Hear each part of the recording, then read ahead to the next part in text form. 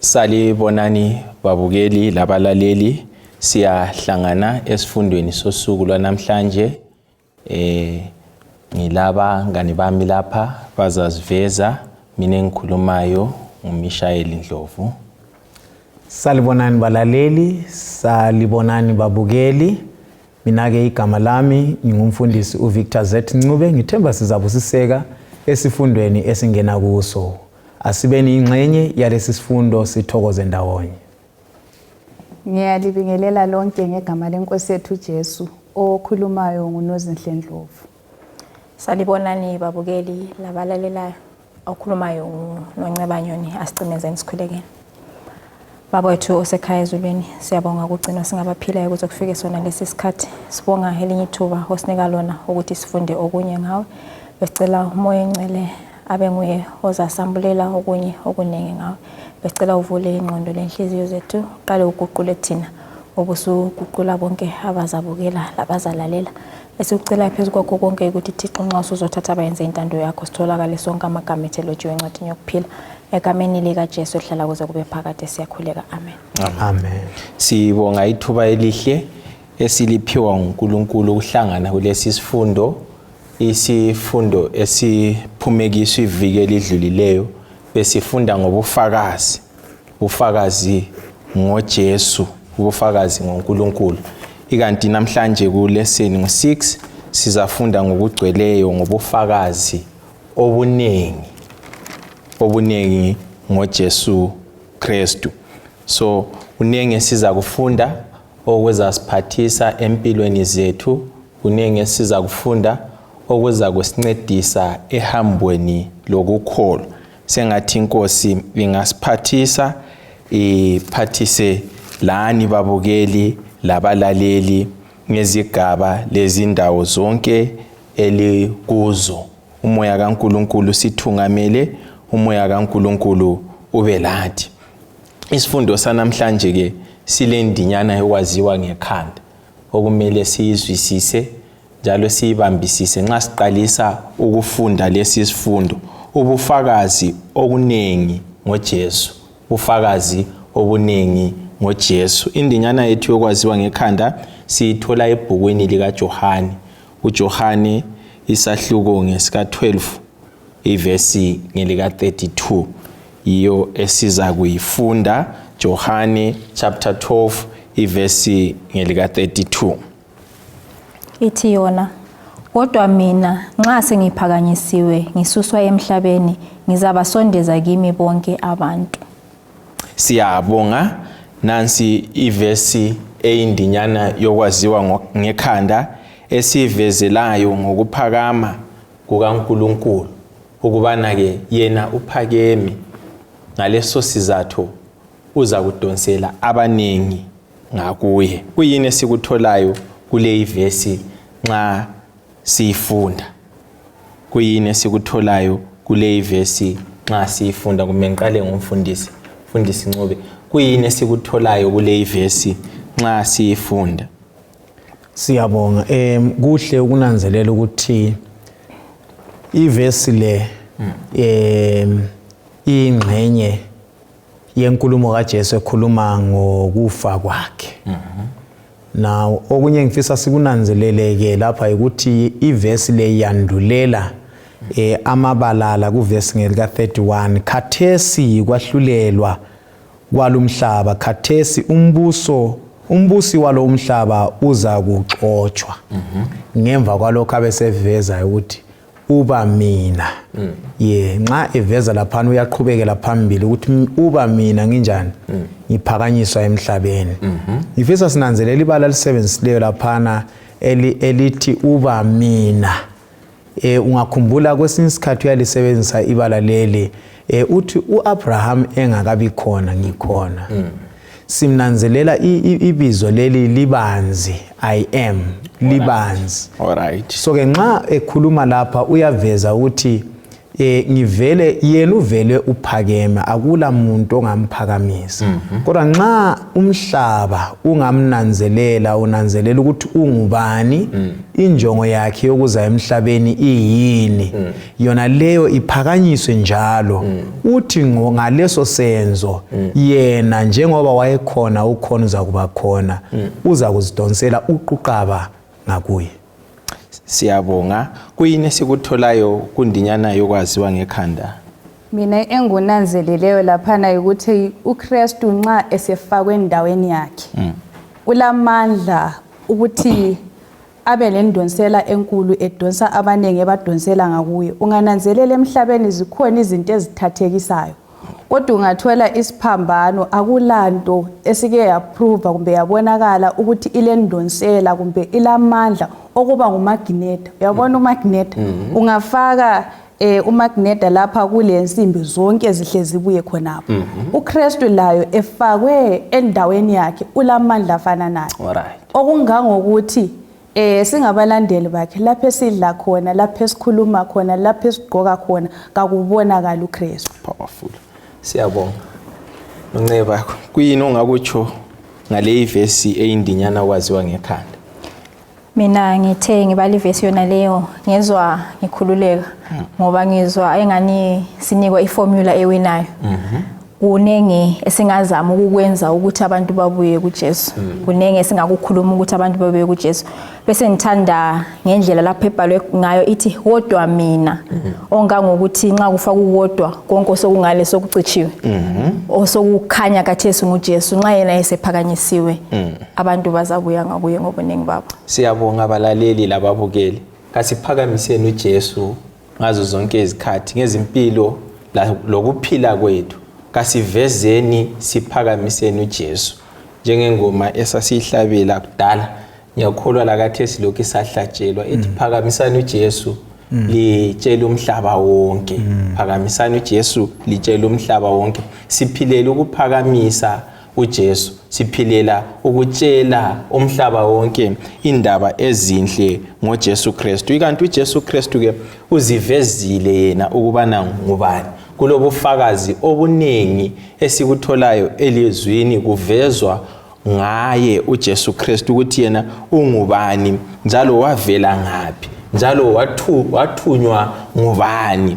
Waziveza ke ngendlela ezimangalisayo, waziveza la ngezibonakaliso, waziveza la ngama miracles achiyeneyo eziveza ubukhulu bakhe, eziveza ubunkulunkulu bakhe. Maybe singaveza ukubana uziveze njani, uzibonakalise njani uNkulunkulu emhlabeni wonke jikelele. Uzibonakalise njani uNkulunkulu ngelizwi lakhe, uzibonakalise njani uJesu ekuphileni kwakhe lasekuzeni kwakhe lapha emhlabeni. Kulezibonelo ezintathu ezisetshenziswe esifundweni kuvezwa isifundo lapho ukuthi kunengi uJesu kungakhulunywa ngaye ukuthi uJesu ngubani, ukhulunywa ukuthi uvela ngaphi, kukhulunywa into eziningi ngaye. Kodwa ibhuku kumbe ibhuku levangeli likaJohane lilokukhuluma ngemisebenzi ayenzayo ebonakalayo. Alright. Isibonelo yikupha ukudla abantu abangu 5,000. Isibonelo sesibili esingasebenzisa yikuvuswa kwaLazaro. Ziningi izibonelo ezingaba khona laphana. Ukusiliswa kwendoda eBethsaida kusetshenziswe lezana izibonelo ezintathu. Engifisa sikunanzelele ke lapha ukuthi kulamagama amabili asetshenzisweyo lapha ekusebenzeni kwakhe. Uyabonakala esebenza. Ayisibo bonke abamwamukela ekwenzeni, ayisibo bonke futhi abangamamukeliyo ekwenzeni akwenzayo. Amagama asetshenziswe ikakhulu feed abantu abangu 5,000. Kule gama elisetshenziswe lapha la ngapha evusa uLazaro. Igama leli lilokwenza lokuthi esenzweni sakhe abanye bazonda.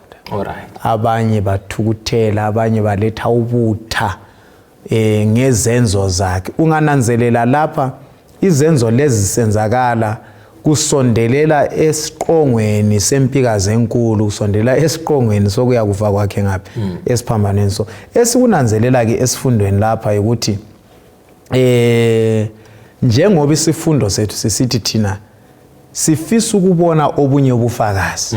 Nxa nginanzelela isifundweni lapha ngibona kuza kulethwa ubufakazi obune kumbe singathi abantu abane kumbe izigaba ezingaki ezine ezifakaza, kulethwa amagama ukuthi ofakazayo lonjani, the one who witnesses and testifies, kuthi ukuthi ngonjani ngobe ingxenye bonile kanti ke wasuka lapho kanjani wafakaza. So ke sizabona izigaba ezine. Ngicabanga ukuthi kuzasibusisa nxa siqhubekela phambili esifundo. Maybe ungahle sichasisele khonapho ngingakabuyi kunozi ngapha ukuthi ebufakazini lapha kule ndaba yechibi lase Bethesda. Sibona uJesu eziveza ngendlela ephakeme.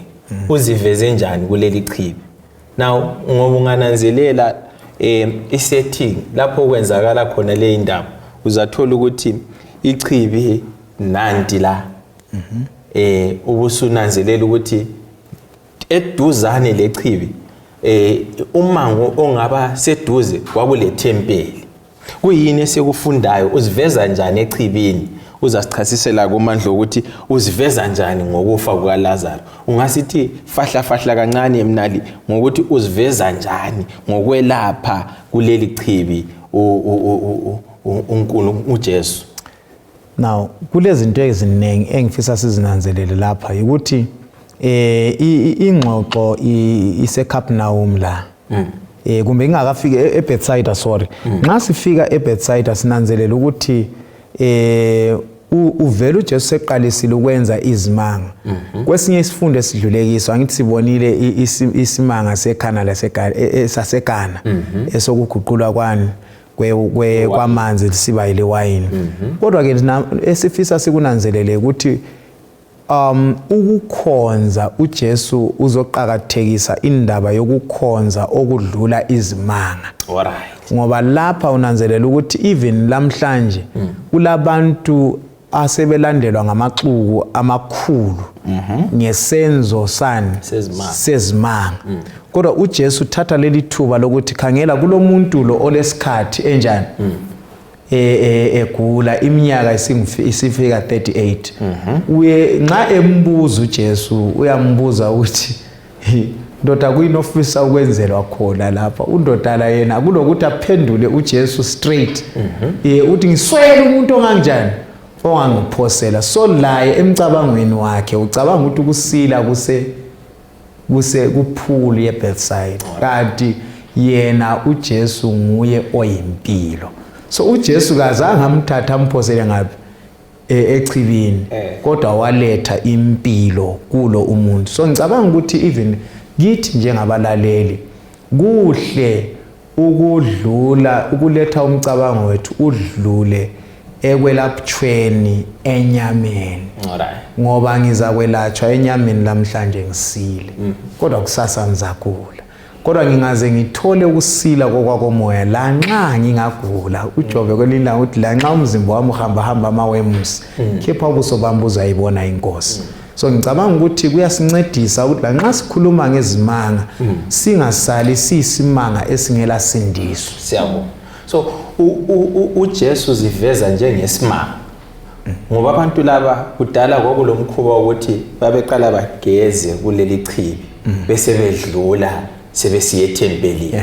Kodwa leli chibi basebediscover ukuthi lilamandla okwelapha abantu. Ngoba ingilosi yayithunywa ukuthi izozamazamisa ini amanzi ukusuzuza usila ungangena kuqala. uKristu uyisimanga. Lapho kulo Jesu khona sibona kulezimanga. Lezimanga futhi zisenza njani? Zisenzakala kumveza ukubana unguNkulunkulu njalo uyindodana kabani? kaNkulunkulu. Kuyini esikutholayo ngezimanga lokuzibonakalisa kukaJesu? Sinanzelela ukuthi sivezelwe indaba kaLazarus laphana. uLazarus simthola evuswa kwabafileyo. Ungananzelela impilo yinto enzima ukuthi umuntu angayifumana futhi kakutsha. sithola uJesu yena lo oyimpilo enika uLazarus impilo. Abantu kwabanye kuthiwa wadala ukukholwa, kwabanye bahle bamzonda uJesu uthi nxa esenza izinto zonke lezi kube lokudabukana phakathi kwabantu. Abanye bakholwe, abanye bacwile kakhulu emnyameni lapha. Siyabonga. kuJohane ngo-6 sithola iqubu lilandela uJesu. Batshone khona ngale uJesu ebafundisa.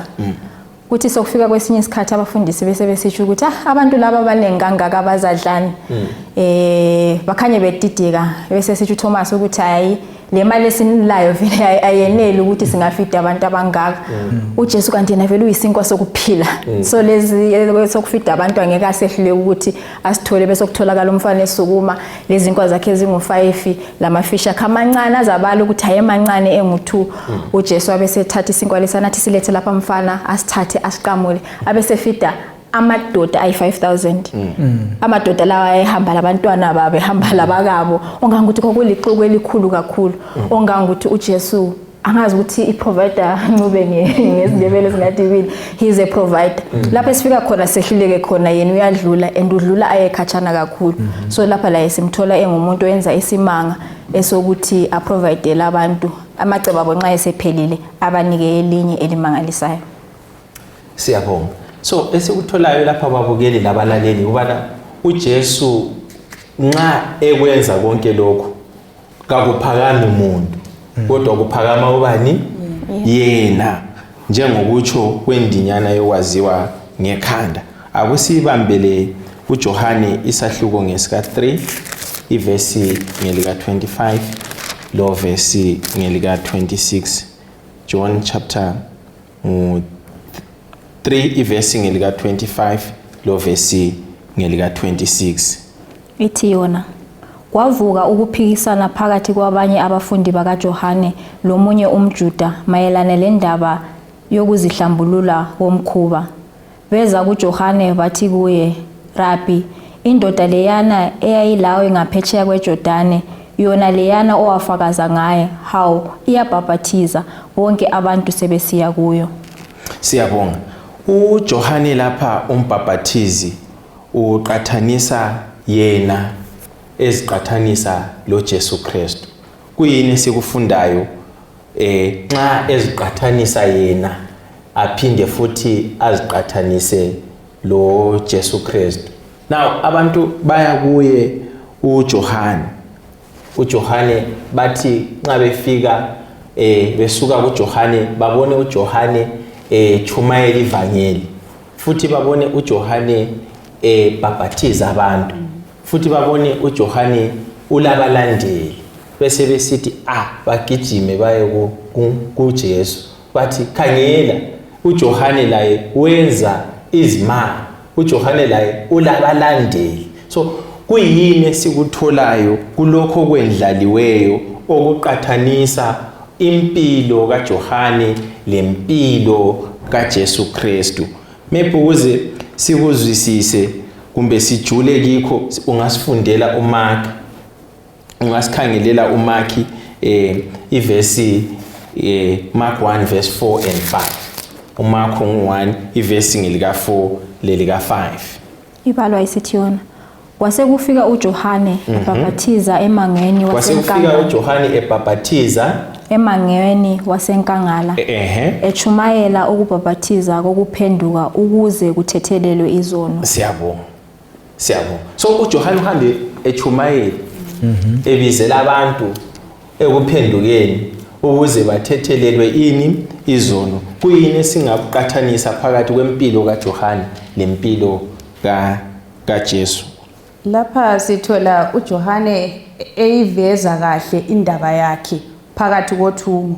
Sithola ukuthi uyabavezela abafundi bakho ebesebenza futhi babe ngofakazi kwalokho ayekuchilo phakathi kwabo ukuthi yena usebenza ukuthi alungisele lo ozayo indlela.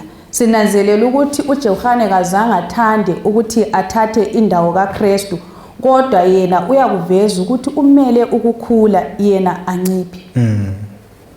Siyabonga. Umele yena anciphe kodwa uJesu akhule. Now kulebala elikhulunywayo laphana ukuthi ukuhlanjululwa. Kuyini ukuhlanjululwa okuvezwayo lapha kuvesi ngelika 4 kuvesi ngelika 4 engifisa sikunanzelele ukuthi uJohane uyabhaphathiza uchumayela ivangeli lokuphenduka nxa echumayela ivangeli abantu bayakholwa and iningi labantu likholwa futhi kuye ubani uJohane so uJohane sihlangana lapho selabafundi banengi bayamlandela isilingo esesikhona la ukuthi ngoba yena uJohane uyiforana you know uphendla indlela kaJesu angithi so isilingo esikhona lapha ukuthi uJohane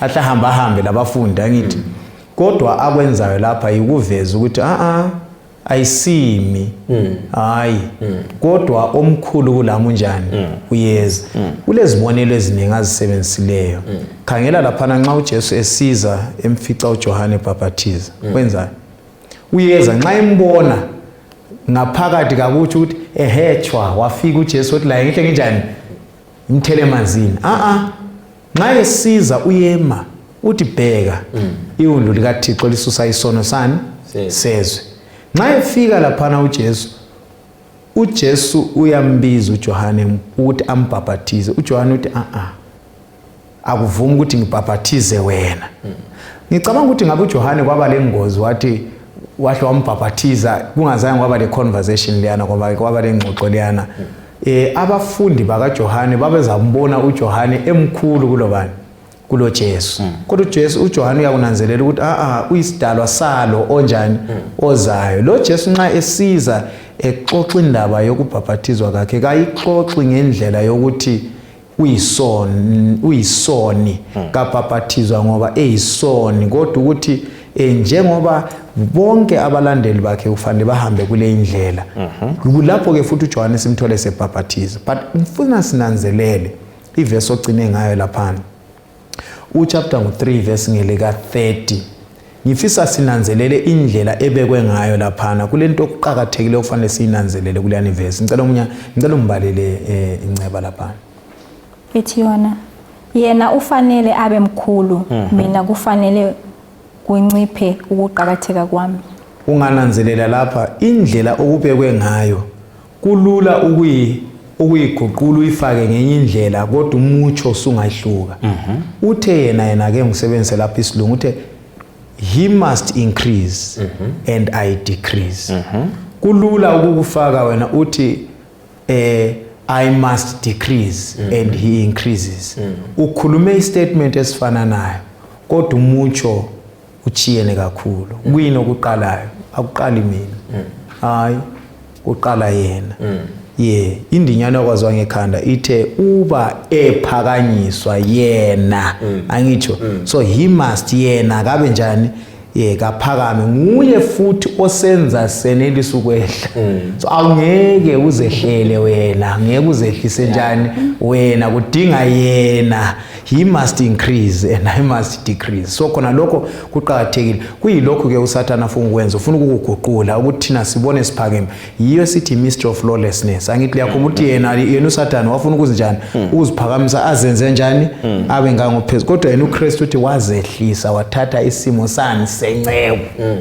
liyabona into yankona so nxa sikhuluma ke lapha uJohane kaphambanisi ukunanzelela ukuthi yena ungumfundi la nxa ebeyiforana uza emelelo so ke lo ameleyo kaphakame yena ehle ukungezelela khona lapha umfundisi akhuluma khona umoya kaJohane Ndlovu siyawudinga uyakhathaza ezimulini uyakhathaza ngisho lemabandleni abantu sonke siyafuna ukuba mkhulu kodwa sithola undoda lo ethatha indawo yakhe ukuthi abekwazi ukuthi yena uhlalana lo msebenzi futhi kawufi nxa uJesu sefikile abanye kungafika abanye ababuya ngemva kwethu sihle sidonsele izikhuni emuva kungasabheki bese sinanzelela futhi ukuthi lo moya akuzenzakaleli kodwa asongozi ukuthi sihlakulele lesi similo okumele sonke balaleli lababukeli kumele sibe ngabantu abazehlisayo ungananzelela impilo kaJohane singathola imfihlakalo khona lapha indaba yozokudla yokuzithiba asiqakathise nini phakathi kwempenkulu izasisiza izasincedisa lekutheni siziphathe njani singapha kwelana siyabonga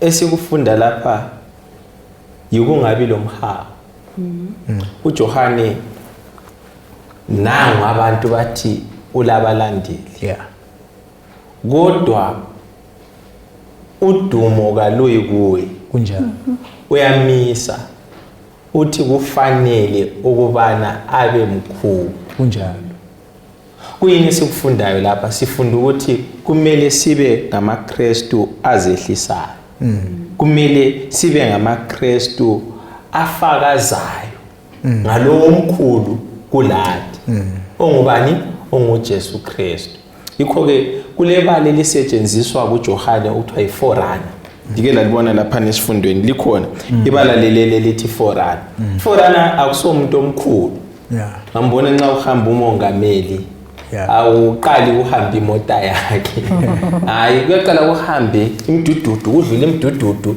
kudlule lezinye izimota kuphendla indlela ingaphendlwa ke bese kudlula ke imota ezihamba lobani lizithwele umongameli yikho ke uJohane uthi hayi ngilokho engisamile ethumweni lwami ukuzophendla indlela ngiphendlela ozayo engubani enguJesu Kristu okunguye okumele aphakanyiswe mina bese ngisenze njani mina bese ngisehla kuyini esikufundayo ke lapha noNceba ngokuzehlisa esikubonayo kuJohane ngokuzehlisa okungasincedisa thina njengamaKristu okungasincedisa thina njengamakholwa empilweni yanamhlanje Okwaqala mfikelwa ngomcabango wedili lomtchado ukuthi laphana nxa kuchado kuqala ungena umakoti omncane imagine nxa ungathi ungena umakoti omncane kuhle kuqala idili ibandla lihle lisukume kuhle kuchaya imusic konke kuhle kube mlandi kungakafika omkhulu laphana ngokungena omncane kusitshengisela ukuthi kulomkhulu ozayo and then laphana bese kuvalwa amakhetheni bese kuvulwa bese ngena ibandla bese lisukuma yikho konkana uJohane la yaye kwenza wakunanzelela ukuthi hayi idili lapha kalikaqalisa mina ngilande nje ukuzoveza ukuthi kukhona okukhulu okuzayo and wathi esefikile lona omkhulu wakunanzelela ukuthi hayi mina vele ngehlile ngoba yena unjani ngoba yena uphakeme and lakho yikho kungasincedisa ezabantu ukuthi sinanzelele ukuthi in as much as singakhuluma ngoJesu it's not akuyingathi akukho ngathi kuya ngalo omkhulu onguJehova okunguye kumele simveze isikhathi khona sinanzelela ukuthi vele lapha Ndlovu izinto zazingamanga kahle abafundi bakaJohane besiya kuJohane lapha wakuzaba lokudabukana phakathi sinanzelela ukuthi uhla kubambe kahle ngokuzehlisa kwakhe ingxabana izange yabakhona kuyikuthi ngakazehlisanga vele abafundi bakhe labo babe lomona ukuthi khathi lo sethatha indawo ebiyindawo yethu kodwa sithola behle bekulungise kusesekhona apho masinyane lathi singakufunda balaleli lababukeli ukuthi la nxa usubona ukuthi izinto seziphambanisekile zama ukuthi kube lokuthula ungayenzi kube wesi mnali ukuqhakathekile ukwamukela ubufakazi kakhulu ngoba ukwamukela ubufakazi kulempilo enaphakade kuthiwa laba abamukelayo ubufakazi bukaJohane ngoJesu bazuza impilo enjani engunaphakade so kulempilo enaphakade ekwamukeleni ubufakazi bukaNkulunkulu lobufakazi bukaJesu Kristu obukhona esibuzuzayo ngaso sonke isikhathi lasezimpilweni zethu ngoba uNkulunkulu la namhlanje lokho eziveza ngendlela ezijiyeneyo uyaziveza ngelizwi lakhe uyaziveza ngencebo zakhe uyaziveza la ngabantu bakhe so kuqhakathekile ukwamukela ubufakazi obukhona ngobani ngoJesu Kristu ngicabanga ukuthi okunye kungaba kuhle sinanzelele njengabalaleli njengababukeli ukuthi it's not about us. Yeah, kwesinye isikhathi kungenzakala ngibe lesipho sokuhlabela, sokuchumayela, sokukhuleka abantu bese bemphakamisa. Ubani hayi uphiwe, hayi ubani uphiwe, ngikuzwe. Actually ngensuku zami ngiqalisa ministry, ukhona umfundisi wangilanda wathi wangincedisa wathi now wami kulezinto ezintathu ezingakuyisa esifundisini. Angizukuqamba ezinye, zaqamba lesi esodumo. Kulula ukuthi udumo lubuye kuwe. Yes. Abantu bakubuka bakuncome ukuthi hayi uyachaya uyabulala, usuke lapha la uhamba usithi hayi mina nginjani ngiyadubula okuzwayo. Kuthi la nxa usulungiselela ezinye izinkonzo, ulungiselela inkonzo ulengqondo yakho kodwa uKristu ungamphakamisa. Khangela phela isifundo sithi uba ephakanyiswa. So uKristu kabe yicenter. Nxa ngiza kuye enkonzweni, nxa ngiza kuphatha umsebenzi wakhe, nxa ngiza kuphathani, it's not about me. Asuwa isimi, nguye umnikazi wani walolu daba. Mina ngingacela kithi sonke balaleli maKristu makholwa kwesinye isikhathi ungaba mkhulu waziwe ube lebizo elihle. Hayi angithi uyakhumbula ukuthi uJesu ngelilanga wathi kubafundi wathi hayi lingajabulela ukuthi amadimoni ayanjani ayaphuma, you know, imoya emibi, you know, konke kuyasuka kubo kulabo abantu elisebenza kubo. Kodwa jabulelani ukuthi amagama enu akhona ngaphi encwadini. Mina ngicabanga ukuthi nxa kulento engasincedisa balaleli isincedise lathi izihlobo zami ukuthi uKristu gabe nguye omi phambili thina sibe sehlile sonke isikhathi. Siyabonga sibambele uJohane 1 ivesi ngelika 32 lo vesi ngelika 33. uJohane lapha usivezela ukuzwisisa okutsha ngoMesaya. Sivezela ukuzwisisa okutsha ngoMesaya. Nxa ebhala uJohane uhlanganisa imicabango emibili. Uhlanganisa umcabango wombuso wasezulwini, ahlanganise umcabango wombuso kaNkulunkulu. uMateyu nxa ebhala yena usebenzisa leli bala lokuthi umbuso kaNkulunkulu. uMakhi loLukhu nxa bebhala bathi umbuso wami wasezulwini. Kodwa lokhu kubuya kulumbane kuhlangane ebhukwini likabani likaJohane. Ngoba uJohane nxa echumayela ubizela abantu embusweni kabani kaNkulunkulu, abizela abantu embusweni wangaphi wasezulwini. Njengoba sibonile eveza uJesu Kristu njengendodana kabani kaNkulunkulu, udinga ukuthi abantu baphenduke babe lesabelo embusweni kaNkulunkulu. Sifundele ivesi uJohane 1 ivesi ngelika 32 kusiya ku 33. Ithi yona uJohane waseletha lobu bufakazi. Ngabona umoya esehla evela ezulwini enjengejuba wahlala phezu kwakhe. Ngangingekumazi kodwa lo wangithumayo ukubhabhathiza ngamanzi wathi, lo muntu ozabona umoya esehlela ahlale kuye nguye kanye ozabhabhathiza ngomoya ongcwele. Ngekumazi kodwa lo umoya ozehlela kuye nguye engangifakaza ngaye. So kuyini esikufundayo ngoMesaya kulesi sahluko selizwi lenkosi? Kunenge esikuvezelweyo, kuyini esikufundayo ngoMesaya olindelweyo. Singakhohlwa ukuthi isizwe samaJuda kusukela kudala eTestamentini elidala vele kwakuyisizwe esimelele uMesaya ozayo. Ngifisa sinanzelele futhi okunye lapho ukuthi siqale samveza uJohane eyiforana, simbonile esala ukuthatha udumo eliwisela kuJesu.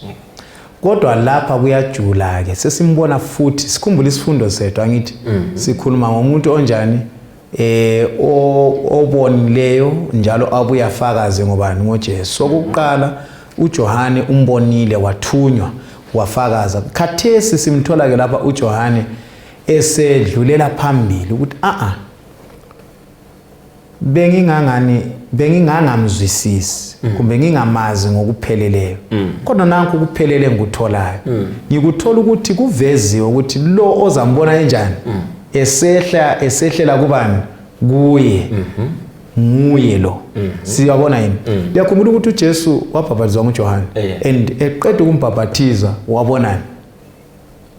wabona umoya ongcwele esehla njengani njengejuba ngizama ukucabanga ukuthi i-distance phakathi kaJohane lo Jesu ngalesi sikhathi ngoba wayekhona apha eduzane so ke ubufakazi lo engeke athule ngabo ngoba usembonile ukuthi ubaba usefakazile and esinye isifundo esisinanzelelayo la sinanzelela uNkulunkulu ngokuphelela uNkulunkulu ubaba uNkulunkulu indodana uNkulunkulu umoya ingcwele angitsho ngalesi sikhathi bendawonye kulo umsebenzi nxa uJesu esungula i-earthly ministry yakhe sibona umsebenzi wona lo uqhubeka benjani bendawonye so uJohane mufakazi wakho kangeke athule okunye nginanzeleleyo ukuthi nxa babekhangela uJesu amaJuda bona base bezibonela umuntu owayezabakhipha phakathi kombuso wamaRoma bese sinanzelela ukuthi uJohane beseveza ukuthi hayi ukukhulula okukhona kayisikho lokho kodwa ukukhulula kwabantu ngaphi ezonweni nginanzelela ukuthi lathi kulula kwezinye izikhathi ngiyananzelela ukuthi lapha amasotsha abo ayezayelatshwa ngoba uJesu engumelaphi omkhulu kukanti ukudla bakungeke kubahluphe ngoba uJesu wenelisa ukufidinga i5000 leziyana kanti bese abanika ukuzwisisa okungcono ngoMesaya lo nginanzelela ukuthi lathi kathesi uNkulunkulu angeze wasivezela uMesaya njengalokho akwenza kuJohane ukuthi sizwilizwe but iBhayibheli likhona ikholwane esithi ngiphi iBhayibheli likhanyisa indlela singalifundisa siza kumzwisisa uMesaya so amaJuda ayicabanga ukuthi uJesu uza ukuzokwakhwa umbuso nxa esakha umbuso wamaJuda ebesegcwalisa indengeko zabo njengamaJuda ikanti umlobi lapha usivezela ukuthi kodwa uJesu uvezwe njengewundlu likaNkulunkulu elizonikelwa ukwenzela ukuthi abantu bahlengwe ngaphi ezonweni yikho ukuzwisisa okutsha ngoMesaya esikuvezelwa ngobani nguJohane uthi hayi uJesu kabuyi ukuzomisa umbuso wakhe walapha emhlabeni kodwa nxa esiza uza ukuzomisa umbuso waphakade umbuso wasezulwini yikho eqala uthumo lwakhe ngokubhaphathizwa yikho eqala uthumo lwakhe ngokubhaphathizwa ungaqhubeka ufunda sizazwisisa futhi ngokufa kwakhe la ngokusifela esiphambanweni okuyisiqongo semission kabani kaJesu Kristu funda ke uDaniel ngo7 ivesi ngelika 18 uyagcwalisa kulokhu kuzwisisa okutsha esikuzwayo ngoJesu Kristu kugcwaliseka isiprofeti seTestament elidala lalokhu okukhulunyiweyo ngoMesaya ozayo ebhukwini leOld Testament Daniel chapter 7 verse 18 ethi yona kodwa abangcwele bakhe ophezulu konke baza kwemukela umbuso ube ngowabo lanini nini yebo okwanini lanini okay mina ngicabanga ukuthi nxa uJohane sithi iwundlu kwasanganisa imkhumbulo yabantu hayi phela ozobusa lapha ngabe kuthiwa ingwenyama yeah kodwa kusetshenziswa futhi akusetshenziswa lemvu kusetshenziswa ini iwundlu ungananzelela itheme uJohane emabhukwini phose wonke awalobileyo mahlanu iwundlu is the theme kuye ngoba uJesu yini uliwundlu elisusa isono so umbuso lo wawungumbuso ongekho temporal kodwa wawungumbuso njani opermanent empilo engunaphakade ngokuqala okwesibili emfisa sikunanzelele lapha ukuthi enye into eyibahlupha lapha ukuthi one ukhulume ngewundlu two wakhuluma ngomhlatshelo wakhuluma ngokufa so ke kungazathi linkosi ezayo lapha iza ukuzonqotshwa kodwa ke okay number 3 ukhangela ukuthi uyakufa futhi esiphambanweni so ke njengabantu nxa ukhuluma ukuthi awubani usefile kungazathi indaba yonke iphelele ngapi khona lapho kodwa ke yena uJesu abesekuveza ukuthi uyikuvuka lani lokuphila. So ke sithola ukuthi uza addressa izinto eziningi ezidinga ukuthi abantu bazwisise ezinjengokwesaba ukufa. Kunje kade abantu siyakwesaba yini? Ukufa. Kodwa ke yena uJesu uyeza. Yikho futhi esinye isibonelo esisetshenziswa esifundweni lapha kuyikuvusa ubani? uLazaro. Khangela futhi kamvusi ngosuku efile. Hayi umvusa ngemva kwensuku ezine ukuze kungathiwa hayi ubeqalekile, hayi ufile lo muntu, kuze kukhulunywe ukuthi usenuka. Antu uyabona. So ke yena uJesu ahla demonstrate okwakuzayenzakala kuye ngathi hayi mina ngizavuka, amvuse ubani? uLazaro. So ngicabanga ukuthi isifundo lapha umfakazi wesibili, umfakazi lo uJohane ufakaza futhi ngani? ngoJesu ubukhulu bakhe umangalisa buqala eliwuni, kodwa kusiphutsha eyinkosi yamakhosi lombuso wababusi. Kule verse esiphiwe lapha namandla 1 Corinthians chapter 1 iverse ngelika 24 lapho esifunda khona ngoJesu Kristu ngobukhulu bakhe la ngamandla akhe la ngenhlakanipho yakhe. Kuyini singakuthola ke ngoJesu kuleyani verse etholakala ku1 Corinthians chapter ngelika 1 iverse ngelika 27? Sinanzelela ukuthi khona lokhu kwazi ukuthi uJesu ubufakazi ngoJesu sikuthola kuNkulunkulu okusivezelayo ukuthi amandla akhe uyenelisa ukuthi asisindise, hathi ngokwemicabango yabantu kumbe isayensi kumbe ukufunda okujulileyo, kodwa sithola ukuthi usindiso lolu luza luvela kuNkulunkulu enhlizweni eyamukelayo ngokukholwa ibisilalela uJesu. So ukusindiswa kwabantu kakweyamanga kwesayensi, ukusindiswa kwabantu kakweyamanga kutechnology, ukusindiswa kwabantu kakweyamanga elwazini lwabantu, kodwa kuyeme kuNkulunkulu onguye oyazi abantu, onguye wadala abantu. So ubufakazi bakhe kumele sibubambisise ngamandla ethu wonke bese sikwamukela, ngoba indlela zimbili lokukhetha kubili la. Kulabantu abakwamukelayo ubufakazi, kube labantu abakwalayo ukwenze njani ubufakazi. Siyakuthola ke ukwamukelwa lokwalwa kobufakazi kulotshiwe lapha kuJohane ichapter ngelika 6 iverse ngelika 51. Sizabona ke lapha kuvezwa labo abamukelayo ubufakazi, kuvezwe futhi labantu futhi abangabamukeliyo ini ubufakazi. Amaqula amabili ayavezwa ke lapha kuJohane chapter 6 iverse ngelika 51. Ithi yona ngiyisinkwa esiphilayo esehlela phansi sivela ezulwini. Nxa umuntu engasidla lesi sinkwa uzaphila laphakade. Leso sinkwa siyinyama yami engizayinikela ukuphila komhlaba. Lapho ke abaJuda basebeqalisa ukuphikisana ngamandla besithi umuntu lo angasipha kanjani inyama yakhe ukuba siyidle na? Siyabonga. Maybe lingasivezela sivezele lababukeli ukubana kulo kuphika kulokwala kulequla labantu abaningi abayalayo, kube sokusiba lequla lalabo abavumayo abayamukelayo. Singakuwehlukanisa njani lokhu ukwenzela ukuthi abalaleli lababukeli bazwisise ngokwamukela baphinde futhi bazwisise ngokwala ubufakazi buka Jesu Kristu? Maybe uhlusibalelelo chapter 6 iverse ngelika 68 lo 69.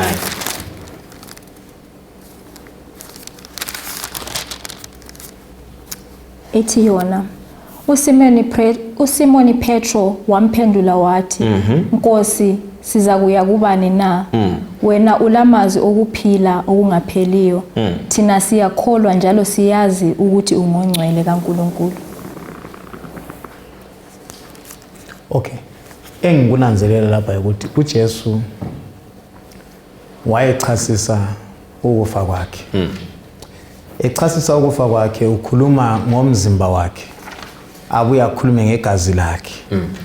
Nxa bona bekhangele bakhangela umzimba onalo bakhangela igazi lele ngiyambona omunye umuntu umuntu udliwa njani anti uyambona ukuthi usewumala lapha kasazwisiseki lapha uthini kanti futhi nxa ekhuluma ngegazi utshole khumbula phela igazi liyimpilo kanti uthini lo muntu so khona lapho sekulohlupho nxa edlulela phambili uyaveza ukuthi mina ngiyisinkwa sani sokuphila angithi ngale kuJohane kwakhuluma kumama waseSamaria kuJohane chapter 4 angitsho ukuthi aluba ubusasi ubuza ngipha ini ubuza kwamkela ngikupha ini amanzi oza wanatha ungaphindi njani uwome so esihlangana lakho ke lapha uJesu uyachasisa ngokufa kwakhe kabezwa nxa echasisa ngokufa kwakhe echasisa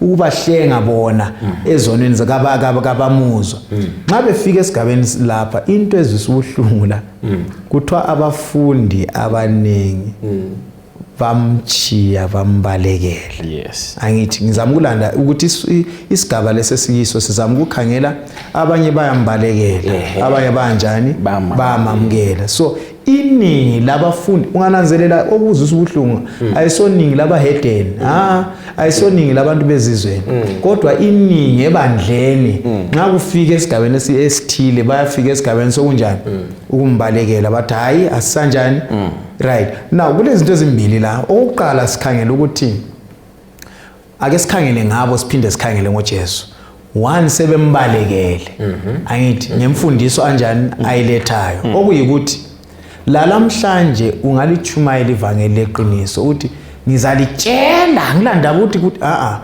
ungabatshela abantu kodwa abaningi abantu abangasuka lapho baye kuba lecebo lokuthi ubulawe ufela lona lelo iqiniso olichumayeleyo sibo bonke abantu abazakwamkela iqiniso lanxa linjani lichunyayelwe mina njengomchumayeli kwaye kwafika esigabeni ngachumayela sibili 2 weeks mfundisi 2 weeks chumayela ubizwa uyawazi ukuthi uthe usiyaphela 2 weeks kwabhaphathiza umuntu oyedwa ebhaphathiziwe lo muntu ngahamba 16 kilometers kuyabhaphathiza ngaphenduka futhi kodwa isimanga ukuthi after 2 or so years lwana umuntu wabuyela emuva umbuzo obakhona ukuthi uzwa njani umchumayeli uzwa njani so sikhangela isigaba sika Jesu isigaba sesibili kwakuthi uJesu lapha wayengadana athi mina basenda kuphela banengi kasebe ngaphi kaze but kulokuthi adane uyabuza kaba ngu12 laba ngoba abanengi laba nabafunda ukukhulunywa nge12 i12 lezabe sezilanda nje lina ke wayengabancenga phela ukuthi hayihlalani kimi lani selifuna ukuhamba angithi so uyabanika ithuba lokunxa nifuna ukuhamba hambani kodwa nxa nifuna ukuhlala njani hlalani uPetro wama nguye ngicabanga ukuthi nxa besikhuluma esifundweni sithi ofakazi uPetro ngomunye wabofakazi ukuthi hayi singaya ngaphi so ke ngicabanga ukuthi mfundisi labo dadewethu lapha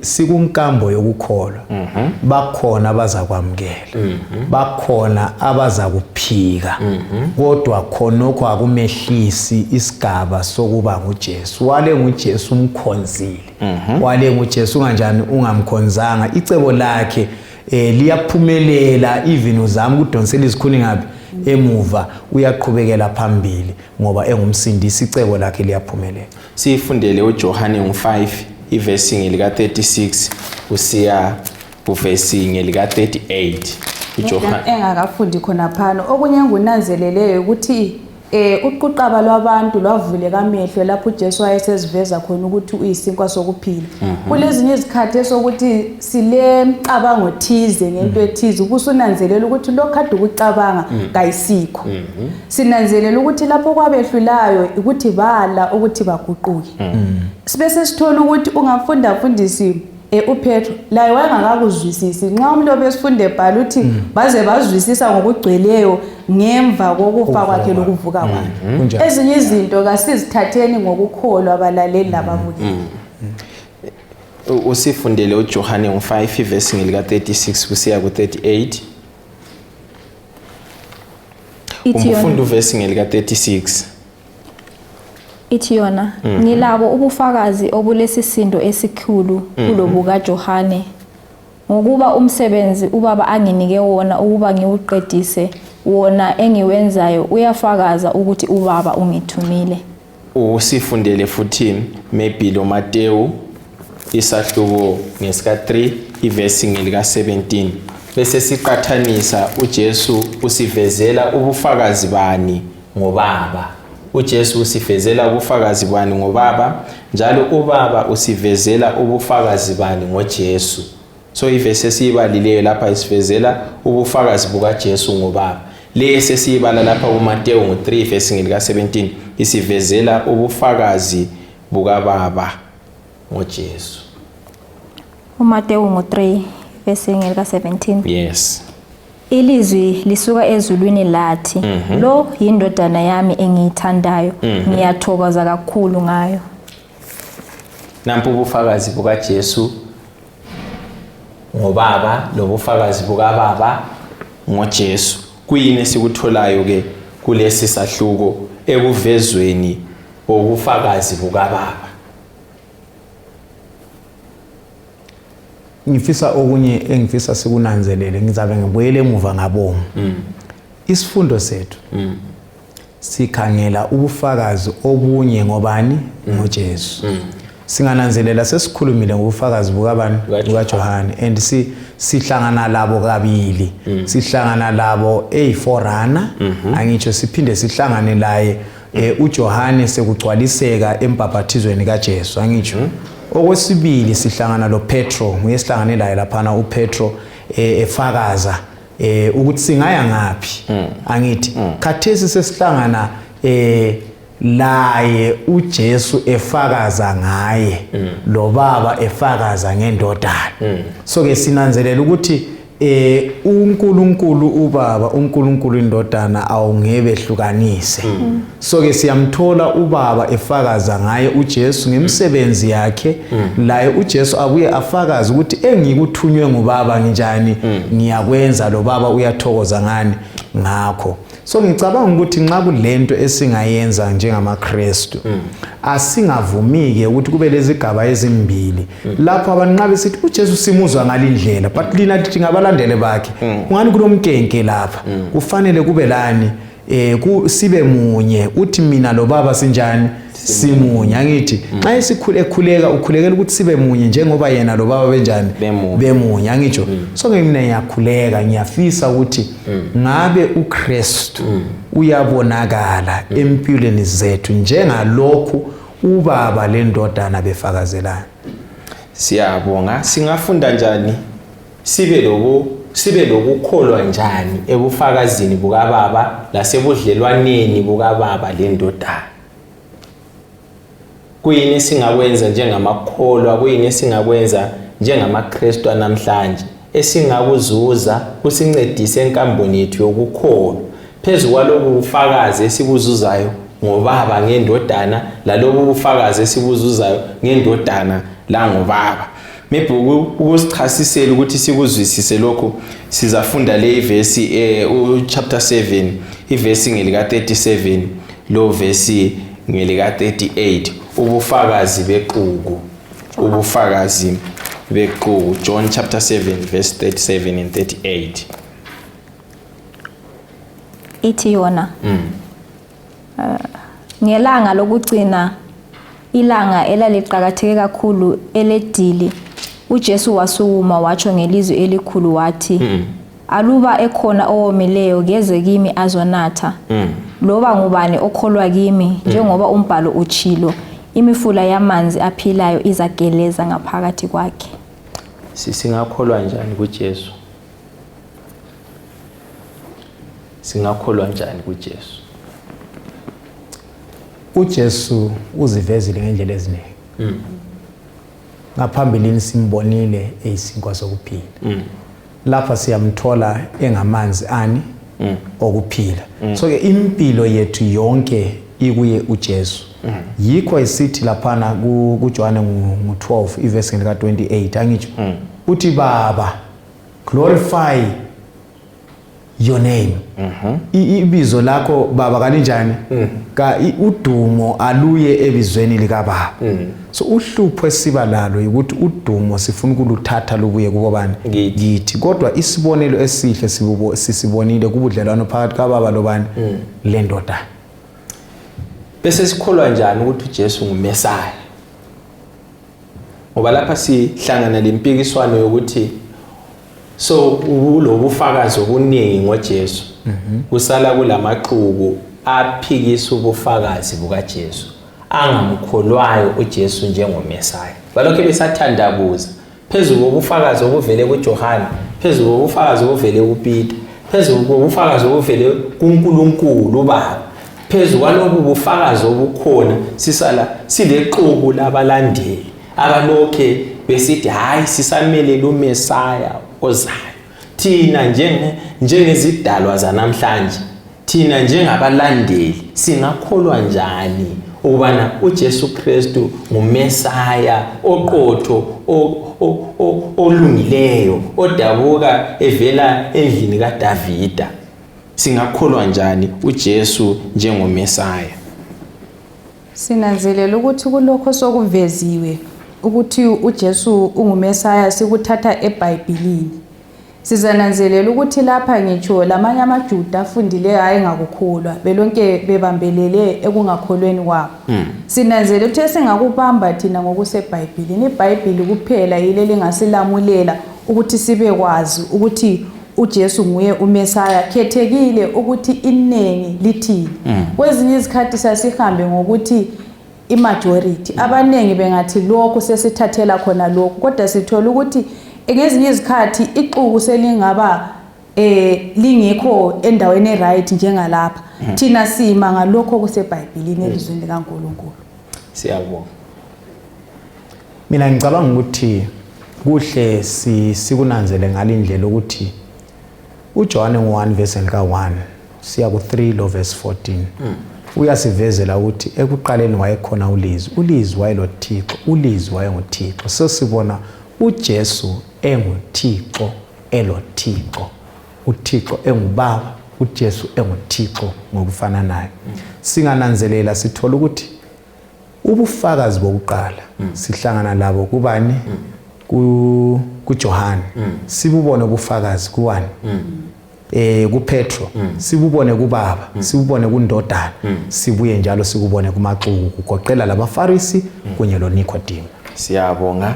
Bathandekayo, asamukeleni ubufakazi esibutholayo elizwini likaNkulunkulu. uNkulunkulu uzasiphathisa enkambweni yethu yokukholwa. Sizaba lomthandazo omfitshane, asikhulekeni. Baba wethu osezulwini, siyabonga lesi sifundo esesifundiwe. Sengathi ungadunyiswa wena bese sikukholwa, sikholwe ilizwi lakho. Ekupheleni kwakho konke sisindiswe, sibe khona embusweni wakho. Lo ngumthandazo wethu ukukholwa egameni likaJesu Kristu. Amen. Amen.